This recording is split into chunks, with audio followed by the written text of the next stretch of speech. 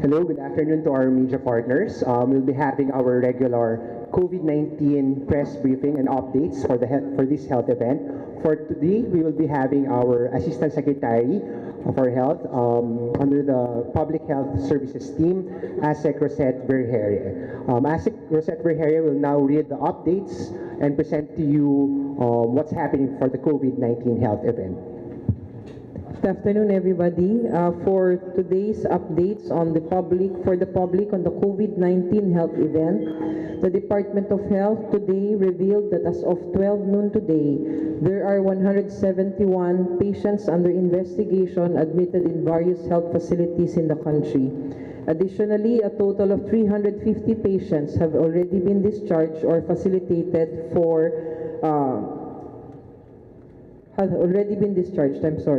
The decrease in our admitted patients under investigation reflects the department's strengthened surveillance, assessment, and management interventions for COVID-19 health event. Although we see a decreasing trend, the department will not be complacent and will be more vigilant as we brace for the possibility of local transmission in our country, our health secretary said. At present, 453 patients under investigations have tested negative for the 2019 novel coronavirus, and there are only 22 cases with pending test results. The remaining patients yet to submit specimens for testing. We cannot underscore more the importance of regular hand washing and observance of cough etiquette to prevent the spread of the COVID-19. I urge all our kababayans to continuously cooperate with the Department of Health to keep the risk of this new disease at bay. Together, we can eliminate the threat of COVID-19, our Health Secretary Francisco T. Duque III have added. Our updates on repatriates: all 49 repatriates at the New Clark City quarantine facility show no signs or symptoms of respiratory illness. Repatriates are monitored twice a day to ensure that they are well taken care of. The health and well-being of our repatriates is of utmost importance to President Rodrigo Roa Duterte and our department. We are providing our kababayans with appropriate health services and daily physical and psychosocial activities to keep them comfortable during the 14-day quarantine process. Updates on contact tracing. As of February 17, the Epidemiology Bureau reported that of the 280 interviewed contacts of the first and second cases of COVID-19, 221 have completed the required home quarantine procedures, while 14 are still on home quarantine. The remaining 45 contacts were admitted as patients under investigation, of which 35 have already been discharged, 2 are still currently admitted, 6 are under strict monitoring, and 6 are already outside of the country. On the third confirmed case, a total of 255 out of the 740 contacts were traced, including co-passengers and individual contacts from hotels and hospitals. Currently, 172 had been interviewed. Of this, 155 have completed their home quarantine. Of the 17 symptomatic contacts admitted as patients under investigation, 15 have already been discharged and 2 are now out of the country. We are working with the PNP, CIDG, and concerned local government units to expedite our contact tracing for the third confirmed case.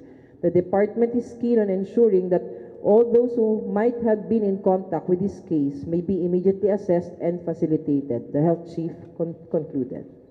Okay, thank you very much, ASEC Rosette Vergeire. And now we'll be entertaining questions. Trish?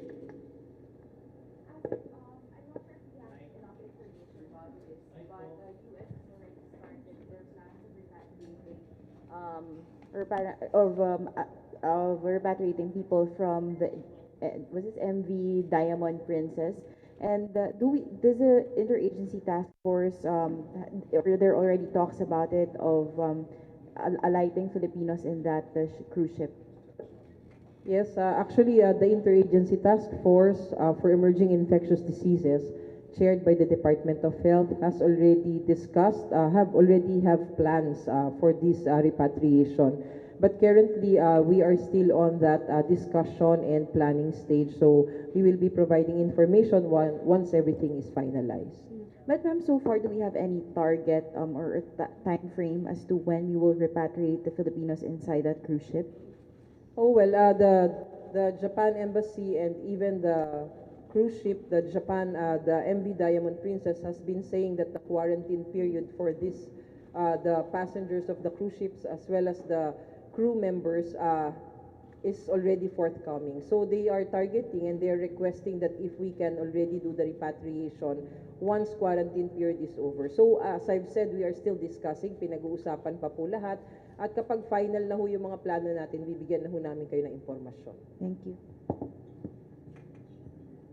Christine Sabin of ABS-CBN Online. Ma'am, you mentioned yung DOH, the Epidemiology Bureau, is working with PNP for the contact tracing for the third patient. For the first and second ba, hahabulin pa ba natin yung mga hindi pa na-interview? Sinusubukan pa rin natin, ma'am, no? Katulad nung huli nating sinabi, na ito pong mga contacts natin na nakalista, no? Marami ho tayo, nagkaroon tayo ng erroneous at saka mga incomplete na detalye, hindi natin nakuha maigi, no? At hindi ho natin sila makontak ng maayos. Kaya ho tayo ay humingi ng tulong sa ating PNP-CIDG, also verifying details, no, from other national agencies para masubukan pa rin as much as possible na makita pa rin yung contacts for this first and second, hindi lang po dun sa third case. Pero eventually, ma'am, wala naman kasing nag-positive dun sa iba. Wala po, oo. And actually, If all ever, those, pababayaan na lang pag hindi talaga hindi siya naman pababayaan. We still like to know and get feedback or updates on what has happened to these contacts. But, hindi naman natin sinasabi na swerte, pero maganda rin na lumalabas na out of all of those contacts that had been traced and were placed under self-monitored quarantine, or those hospitalized, lahat naman po, halos lahat ay nagto-turn out na nagre-resolve na, no? At natatapos na rin nila yung home quarantine nila. Aiko?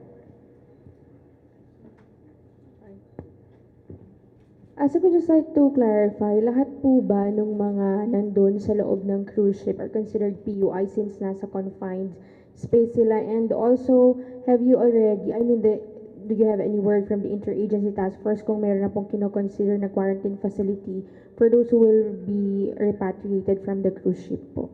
Yes, ma'am. Actually, dun ho sa confined space na yon, we are considering that all of these people would be considered for quarantine once they come back, ang ating mga repatriates. Kung ano po yung kinoconsider ngayon ng Interagency Task Force as a facility for them to be quarantined, pag-uusapan pa po. Ngayong hapon po, may technical working group meeting regarding this matter, and tomorrow there would be this high-level Interagency Task Force meeting to have this discussion and hopefully magkakaroon tayo ng final agreement by tomorrow. Ma'am, follow-up lang din po. Do you have any idea kung sila po ba ay na-test na, nakuha na ng sample, and are there any results po kung sila po ba ay positive of any respiratory infection po? They are being regularly tested, no? That's part of their monitoring. Pero yung bago sila pumunta, bago mag-disembark or pumunta or ma-repatriate sila, meron ho silang protocol din, no, ng pagtetest. So malalaman po natin yan in the coming days once we have already finalized our agreements with them. Ilan po sila? We have a 500 plus number of crew plus passengers in that MV Diamond Princess, talking about Filipinos only. Ma'am,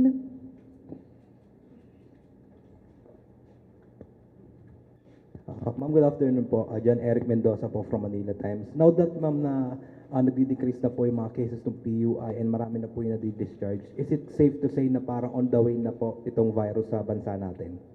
We cannot say that, no? Kasi katulad nga ng alam natin, no, or actually hindi natin alam. Alam natin lahat, marami pang gaps, no, doon sa impormasyon na meron tayo ukol dito sa COVID-19. Hindi pa natin nabibigyan ng definite answers, wala pa tayong enough na ebidensya para masabi natin yung mga scientific or, epidemiology, yung pinagmumulan ng sakit, gaano katagal and all.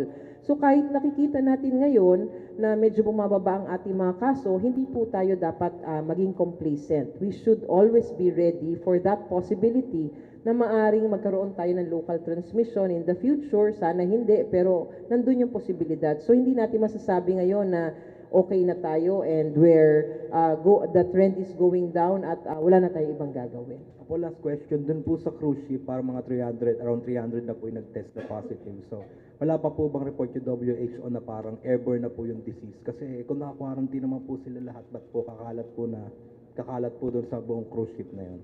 Hanggang ngayon, wala pa rin enough evidence to say na meron tayong airborne transmission para sa COVID-19.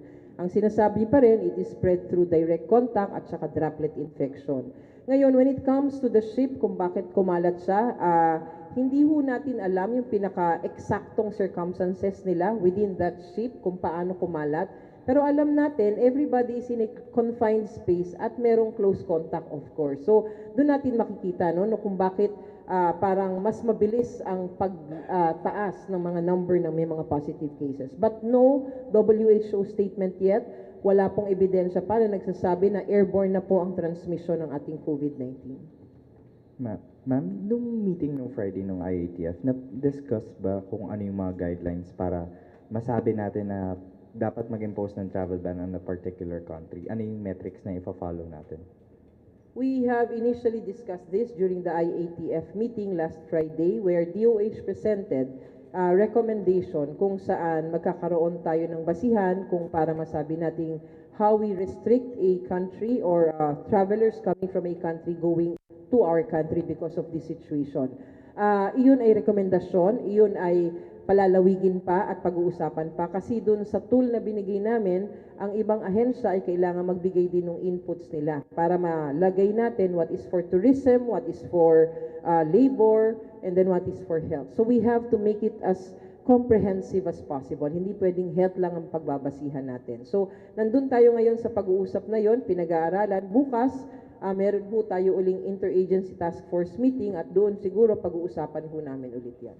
Yung Singapore and Thailand, ma'am, given na may local transmissions na ng COVID sa countries na to, kino-consider ba natin or is there a study kung may possibility of a travel ban? And yung Hong Kong and Macau, most likely kailan po malilift yung travel ban dito? Wala pa akong may sasagot sa iyo, no? At hindi ko rin masasagot sa iyo kung ano yung mga countries na pinag-iisipan nga natin ngayon para maisama dito sa ating pag-aaral kung kasali pa sila sa ban or hindi. One thing for sure, alam naman natin lahat, ang ating restriction for passengers or travelers would be only including China, 'di ba? Including Hong Kong and Macau, and yung Taiwan na lift yung ban. But for Singapore and Thailand, because they have local transmission, hindi lang po sila ang mga bansa na may local transmission, marami pa pong iba. So wala pa ho tayo sa ganung usapan with our interagency task force. We will be providing you with information in the coming days. But definitely, magkakaroon po tayo ng basihan kung bakit tayo nag-i-include or nag-i-exclude ng isang bansa or ng mga travelers coming from a country to our country. Okay. Ma'am, yung sa seamen po ng Diamond Princess, i-clarify ko lang po. So pagbalik po nila dito sa Pilipinas, ika-quarantine po ba sila ulit? Isa yan sa pinag-uusapan, ma'am. Dapat natin intindihin din yung mode ng kung paano sila nahahawa within that ship, no? Hindi naman po lahat sabay-sabay na isang first day ay sabay-sabay silang na-expose. Sliding po yan lahat. Merong ibang tao dyan, dun sa 9th day nila ng pagkakatigil dun sa kanilang lugar or kwarto, nun sila na-expose, yung iba sa 8th day and all. So, we are considering everything so that we can properly manage po pagdating nila dito kung ano po ang dapat para naman ma-minimize natin din yung risk natin na makakapag-transmit sila sa iba kung sakasakali. Okay. Next question. Ma'am, particular lang po ako dito sa crew. Ano po yung mga trabaho po nito? Kasi kung may balita pong lumabas na pinagsiserve pa raw po yung mga crew. Nagsiserve pa rin po sila. I cannot give you that information, sir. Maybe mas better siguro kung sa DFA because they are in direct coordination with the cruise ship owner and the Embassy of Japan. Sila po makakapagbigay ng ganyang impormasyon. Okay. Bombo Radyo, TV5, ABS-CBN, and the Miss Apples. Bombo Radyo muna.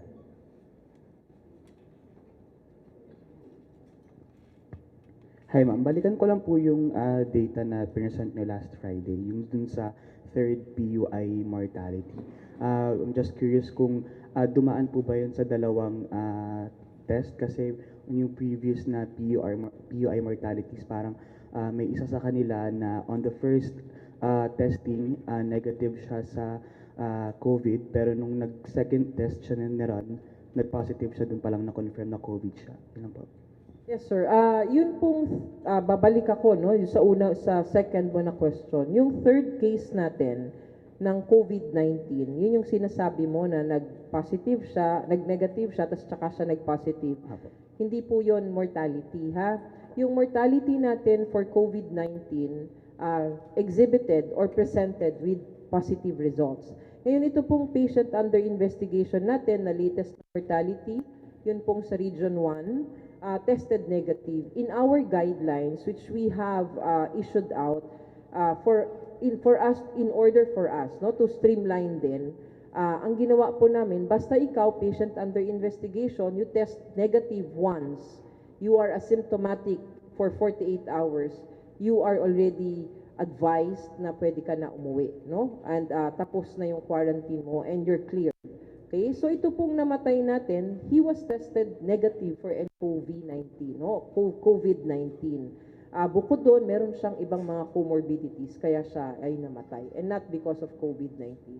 And ma'am, last, kumusta lang po yung steps or in talks ng DOH? Kasi parang ang plan po is aside from RITM, magkaroon din ng ibang facilities para mas mabilis pong makakonfirm yung mga PUI po.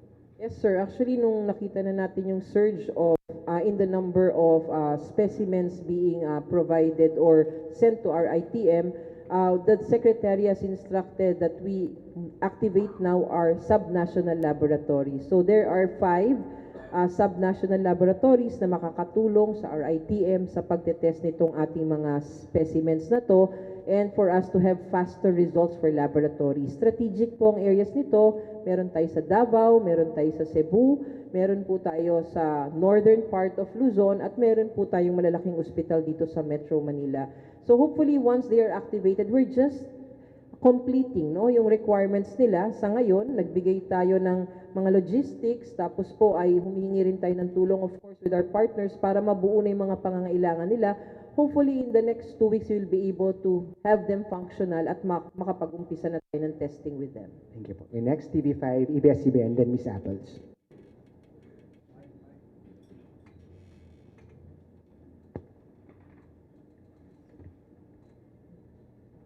Sir. Ma'am, ask lang po ako kung may update po about sa polio. Kasi lumalabas din po na positive yung river doon sa Cebu. Yes, sir. As of now, we have already issued out in our press release last Saturday that there is the 17th case of polio here in our country. The case is a 1-year-old male from Region 3 from Nueva Ecija in Cabanatuan. The boy exhibited this onset of paralysis last January 15. They sought consult on January 22, a week after, and was found to have fever and yung tinatawag natin na panghihina ng mga lower extremities. Merong ding parang muscle pain na sinasabi. Nung tinest siya, siya ay positibo sa vaccine-derived poliovirus 2. At ang kanyang history, he only received 1 dose of polio vaccine last February of 2019. Hindi siya na-admit, kumonsulta lang sila dun sa community health worker nila, at ang pamilya ay medyo resistant sila no, sa pagdala sa bata dun sa ospital because they have, meron silang mga paniniwala sa kultura at gusto nilang mapagamot sa ibang doktor no, or local leader. Okay, so ngayon ang ginawa natin, nung nalaman natin ito, nagkaroon tayo ng maigting na pagsusuri, no? We want to have strengthened surveillance and of course, yung ating immunization ay dapat pag-igtingin din dito sa mga areas na to. Now, what we had in Cebu was a positive environmental sample. Environmental sample dun sa isa sa kinukuha na natin ng sample dun sa Cebu at nagpositibo rin itong sample na ito, no? Last week din, and we also have included Cebu or Region 7 doon sa part ng nagkakaroon tayo ngayon ng strengthened surveillance and vaccination, catch-up vaccination para lang address natin itong issue na ito. We're strictly monitoring and after 2 weeks maybe we can provide you with additional information. Ma'am, should we panic? 17th case or not? No, we're not supposed to panic as long as we are doing what DOH is saying, katulad nitong sa polio. Alam natin lahat kung paano natin nakukuha ang polio. So dapat ang mga pamilya, ang mga nag-aalaga sa bata, pabakunahan nyo ang inyong mga anak. Kapag kayo ay nagkakaroon ng parang suspicion, no, kung bakit ganito ang ina-exhibit ng mga bata, dali na agad sa pinakamalapit na health facility. Pangatlo, maging malinis sa kapaligiran. Kasi alam natin, yung polio nakukuha natin through orophycal route. No? So kung sakasakaling walang mga maayos na palikuran, doon po nag-uumpisa ang sakit na ito. So kung magagawa lang po natin ito lahat, no, mga measures na to na binibigay naman na libre ng gobyerno, there's no need to panic regarding this matter. Okay, we have last three questions. ABS-CBN, Ms. Apples, and then Ma'am Sheila. Natanong na lahat. Ma'am, nakatulong ba ng malaki yung travel ban sa pagbaba ng kaso natin sa Convi? Hindi natin masasabi, sir, no? Kasi ang travel ban, no, actually it's a restriction for travelers coming from China. Hindi ho natin masabi sa ngayon, no? Pinag-aaralan yan mabuti kasi may mga numero tayong titignan. Kung titignan ho natin, sa layman, no, pag pinag-uusapan natin, maari, no, at maaring hindi rin. Kasi pag tinignan ho natin yung scientific studies ngayon, WHO has a published study na sinasabi na ang restriction ng travelers or travel bans, hindi siya masyadong effective para makontain mo ang isang sakit. Sinasabi dun sa study na yon na maari na pwede mo lang ma-delay yung eventual na spread ng sakit sa bansa mo. Pero ang magandang maidudulot ay mabibigyan ka ng panahon para mas makapag-prepare pa ang iyong bansa. So sa ngayon, hindi ho namin masasabi kung yung decision natin na mag-restrict ng travelers coming from affected areas ay nakatulong, nakapagpababa ng kaso. Malalaman ho natin yan after so many months that we can study all of the numbers that we have right now. Last two questions, Ma'am Apples, and then Ma'am Sheila.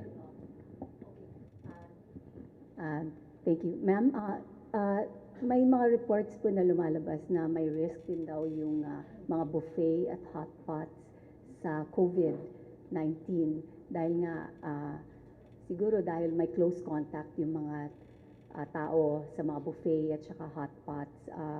Makikipag-ugnayan din po ba kayo sa F&B, food and beverage industry? Kami po ay nakikipag-ugnayan actually sa lahat ng sektor. Sa lahat ng sektor sa ngayon, no? Sa lahat po ng sektor, nakikipag-ugnayan po kami sa ngayon. Financial sector, even the food and beverage. We just had our meeting last week, I think, with the hotel owners together with the Department of Tourism. So, ang gusto lang ho namin ipahatid sa inyong lahat. Kung ano man po ang ating mga binibigay na advisory para sa pag-iwas, these are general precautions. Hindi ho natin kailangan tukuyin na pag ikaw ay nag-buffet, pag ikaw ay nag-shabu-shabu ba, ikaw ay makakakuha ng sakit. General precautions means kapag maraming tao, syempre gusto natin umiwas, no? At hindi naman po sinasabi na minamandato, huwag kayong pumunta sa mga ganyan. Hindi po natin sinasabi yan sa ngayon. Ang sinasabi lang natin, we practice our universal precautions. Kung sakaling hindi maiwasan, kailangan umattend ng mga ganito, we know what to do, cough etiquette, magugas maigi ng kamay, and pag may naramdaman po tayo, tumawag agad sa aming hotlines. We cannot confirm, we cannot say, tama po yan, na kapag yung mga sa buffet and shabu-shabu, kasi hanggang ngayon naman po, wala pang direct evidence kung saan nag-originate talaga. Diyan po ba dun sa mga exotic animals ng China, hindi pa ho yan nasasagot. O talaga bang nanggaling na from an animal going to a human and then human to human. Marami pa hong hindi nasasagot ngayon ang siyensya at aambangan pa ho natin bago tayo magkaroon ng definite answers to that. Last question, Ma'am Sheila. Regarding po sa polio, wala akong plan to expand yung vaccination sa lahat ng regions since nagkaroon ng Nueva Ecija. Nag-uusap pa kami, ma'am, no? Actually, nasa back ho yan ng mind namin. Of course, you would want that. But also, inaantay ho namin yung rekomendasyon ng ating technical advisory group ng WHO kung saan sila po yung nagbibigay sa amin ng direksyon kung anong gagawin natin kasunod base sa sitwasyon natin ngayon. So ngayon ho, inaantay lang ho natin yung rekomendasyon galing sa World Health Organization kung ano na ho yung susunod natin na step since we have identified again another case in Region 3. But while we are waiting for that decision or recommendation from WHO, ang kanilang inirekomenda na start doing the strengthening of surveillance. So nagre-retrospective review po kami ng mga records, pumunta na doon sa areas, nag-iimbestiga, and also we'd like to see and catch up the vaccination of our children in that area. Ma'am, yung presence ng virus dun sa Cebu River, indication yun ng yung likelihood or possibility na magkaroon ng infection sa area ng case. Oh well, pag nandun na ho siya dun sa daluyan natin ng tubig, nandun po yung posibilidad. But we are not saying na pwede na agad-agad, no? Pero yung posibilidad, the risk is there, of course. I think as like two last questions na lang. May humabol po. Ma'am and then Ma'am Aiko. Two single questions, please. Ma'am, follow up dun sa buffet. May health auditor kasi na na-interview kami and he was saying na tama po ba, mas mataas yung risk, kunwari kung in case na droplet nga yung transmission, pag buffet, like magkaharap daw kumakain, so there's saliva, parang yun ang kanyang hypothesis, kaya mas maraming nagkasakit dun sa cruise as compared sa mga airlines na hindi naman ganun yung environment. May ganun po bang mga studies in terms of yung transmission ng mga respiratory na droplets? Yes, ma'am. Pag tinawag natin na droplet, yan po yung mga short distance lang po ang tinatravel. No? Halimbawa, nagsalita ka, umubo ka, kaway dumura, 3 feet po ay yung virus ay pwede mong maipasa. No? Yan yung droplet infection. Pero ayoko hong mag-zero in do sa sinasabi niyong pag nag-buffet ka o kaya kapag ikaw ay nagsabu-shabu. Kasi tanggalin po natin tong impormasyon na to sa utak natin because we are going to scare people away. And our businesses would suffer because of this misinformation. Ang sinasabi lang ho natin sa ngayon, ang meron pa lang tayong ebidensya na sa ngayon, ang ating working na mode of transmission is through direct contact and through droplet infection. If it's going to affect, like when you eat in front of your friends, your neighbors, nandun ho yun doon sa general context, kaya tayo nag-universal precautions. Pero wag ho natin idawit na dapat at gamitin, no? Kasi it's going to spread again news that will scare people, yung tungkol sa buffet and anywhere you can get it actually, kahit saan pwede mo makuha, kahit sa pag-uusap natin yan pwede natin makuha, no? Ang sinasabi lang natin, iwasan natin at tayo ay mag-practice ng precautions na sinasabi namin. Last question, Ms. Aiko.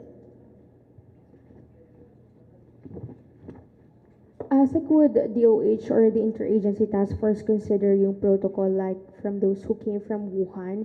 Since meron pong positive case nga na Filipino sa cruise ship, would you follow that protocol or meron pong bagong pinag-uusapan ngayon ng Interagency Task Force to at least have the case management of those who will be coming from the cruise ship po?